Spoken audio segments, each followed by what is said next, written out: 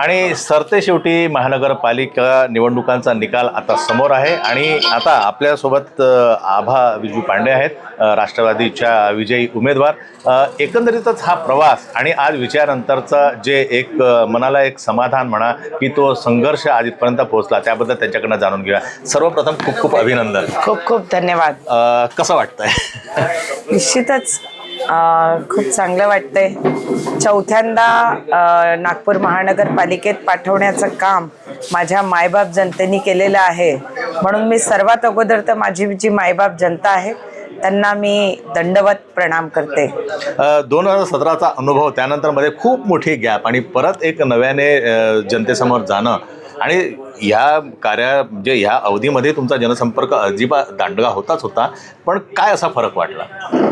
नाही बघा, फरक असा काही नाही वाटला, कारण जो व्यक्ती जनतेमध्ये असतो नेहमी त्याला कधी म्हणजे मला नाही वाटत की तो 9 वर्षाचा गॅप झाला, 9 वर्षानंतर निवडणूक झाली म्हणून काही फरक पडला असेल। आम्ही नगरसेवक असताना सुद्धा जनतेबरोबर होतो, नगरसेवक नसताना सुद्धा आम्ही जनतेबरोबर होतो, म्हणून तसा काही फरक पडला गेला नाही। परंतु मी तुम्हाला सांगते की ज्याप्रमाणे मी विजयी झाली चौथ्यांदा, या विजयामध्ये माझे जे बंधू आहेत, माझ्या ज्या भगिनी आहेत, ज्यांनी अथक प्रयत्न केले, प्रचंड मेहनत केली, 24/7 ते माझ्याबरोबर लागले होते, हा जो विजय आहे तो त्यांनाच समर्पित आहे, माझ्या जनतेला समर्पित आहे। आणि तुम्हाला सांगते की म्हणजे जातीपातीचं राजकारण करण्यात आलं। आमदार कृष्णा खोपडेजी पूर्व नागपूरचे सगळे प्रभाग सोडून माझ्या प्रभागात फक्त गल्लोगल्ली फक्त आभा पांडे विषयी अपप्रचार करण्यात आला। त्यांच्या धर्मपत्नी त्यांनी सुद्धा एका महिलेबद्दल प्रचंड आरोप प्रत्यारोप, घाणेरड्या बाबतीत बोलणं, असं सगळं करण्यात आलं। आणि सगळ्या पक्षाच्या लोकांनी मला जे टार्गेट केलं होतं की काही झालं तरी आभा पांडे आली नाही पाहिजे, पण सर्व जनतेने दाखवून दिलं की काम करणाऱ्या व्यक्तीबरोबर आभा पांडे ही नेहमी असते। तुम्हाला सांगते की काँग्रेस पार्टीनी ज्याप्रमाणे पैशाची उधळपट्टी केली, ज्याप्रमाणे एकेका व्यक्तीला 5-5 हजार रुपयाचे लिफाफे दिले, माझ्याकडे प्रमाण आहेत, अशा लोकांना जागा दाखवण्याचं काम माझ्या प्रभागातील जनतेने केलेलं आहे।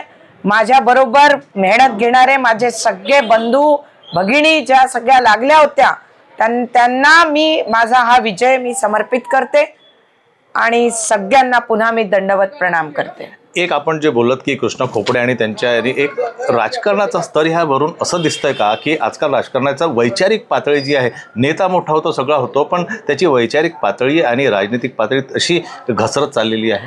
निश्चितच तुम्ही बघा ना की माझं एकही भाषण तुम्ही उचलून घ्या, मी कधीही खोपडे साहेबांच्या विरोधात बोलली नाही। मी काम केलंय, मी जनतेला काम सांगितलं, काम सांगितल्यानंतर लोकांना निवेदन केलं की तुम्ही माझ्या कामाला मतदान करा, माझ्या कामाचा सन्मान करा।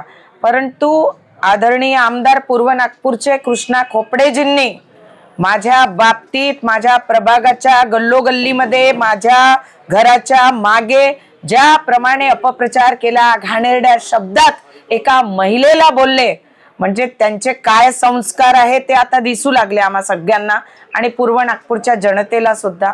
तरी सुद्धा जनतेने प्रचंड बहुमताने मला जे निवडून दिलं त्याबद्दल मी जनतेची सदैव ऋणी राहणार आहे।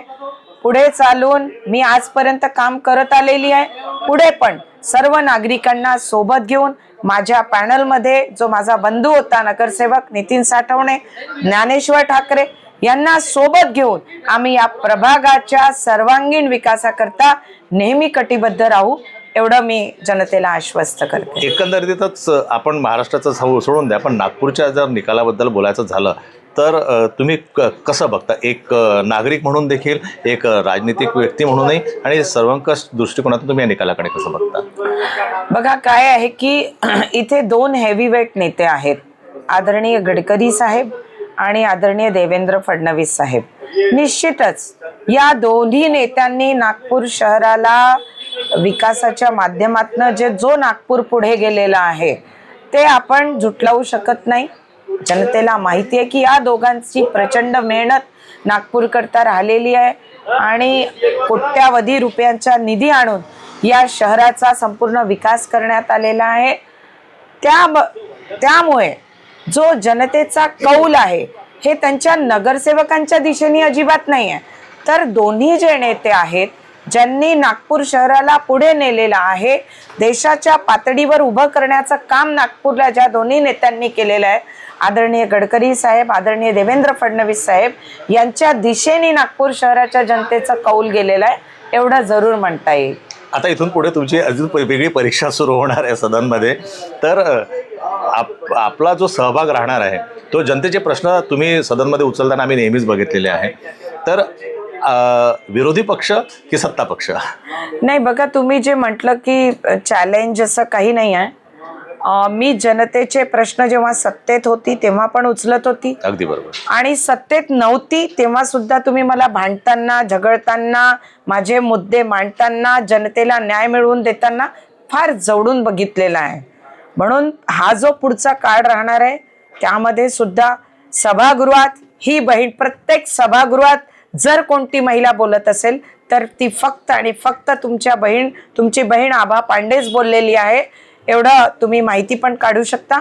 आणि पुढे पण जनतेबरोबर जिथे जिथे अन्याय होईल तिथे तिथे जनतेबरोबर साथ राहून सभागृहात जनतेची आवाज बनण्याचा मी प्रयत्न करेन आणि जनतेच्या हक्काची लढाई लढून जनतेला न्याय मिळवून देण्याचा मी अथक प्रयत्न करणार आहे. लोकवाहिनीच्या माध्यमातून आपल्याला आपल्या प्रभागातील लोकांना धन्यवाद द्यायचे.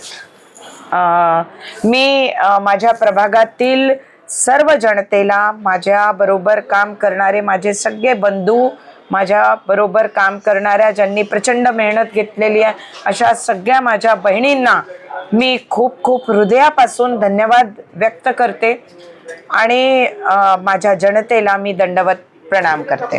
धन्यवाद. शुभेच्छा. धन्यवाद.